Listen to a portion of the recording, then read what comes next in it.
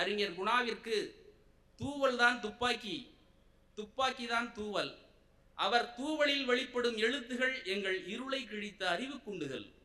அவர் படைத்த நூல்கள் யாவும் கருத்திய கருவிகள், அரசியல் தாகமூட்டும் ஆய்வக அருவிகள். அறிஞர் குணா கருத்தியல் களத்தில் மட்டும் தூவலோடு நின்றவர் அல்ல, களத்திலும் கருத்தியல் வாளோடு நின்று வழிகாட்டியவர். இந்தியா சீனா நட்புறவு கழகம் தோன்ற காரணமானவர் குணா. நக்சல் இயக்கத்தை தமிழ்நாட்டிற்கு முதலில் அறிமுகம் செய்தவரும் குணா. பின் அது தவறு என்று பின்னாளில் உணர்ந்தார். நக்சல் இயக்க போராளி சாரு மஜும்தார் சந்திக்க விரும்பிய தமிழின போராளி எங்கள் பேரறிஞர் குணா. தோழர் தமிழரசன் மாறுவேடத்தில் சென்று அறிஞர் குணாவிடம் ஆலோசனைகள் பெற்றார். அறிஞர்தான் ஆசான் என்று தோழர் தமிழரசன் கற்றார். மார்க்சிய லெனினிய இயக்கத்தில் அறிஞர் குணா புலவர் கலியபெருமாளுக்கு முன்னோடி.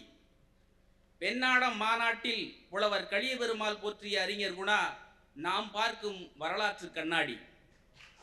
அந்த வரலாற்று நாயகருக்குத்தான் இந்த வரலாற்று பெருவிழா. ஆரியம் தமிழர் அடையாளங்களை தனக்கான நிறத்தில் மாற்றும், திராவிடம் அதை அப்படியே சுருட்டும். எதிர்த்தால் சமூக நீதி போர்வாளை சுழற்றும். இந்த ஆரிய திராவிட திருட்டைத்தான் அழுத்தம் திருத்தமாக அடையாளப்படுத்தினார் அறிஞர் குணா. சோழர் காலத்திற்கு பிறகு வீழ்ந்த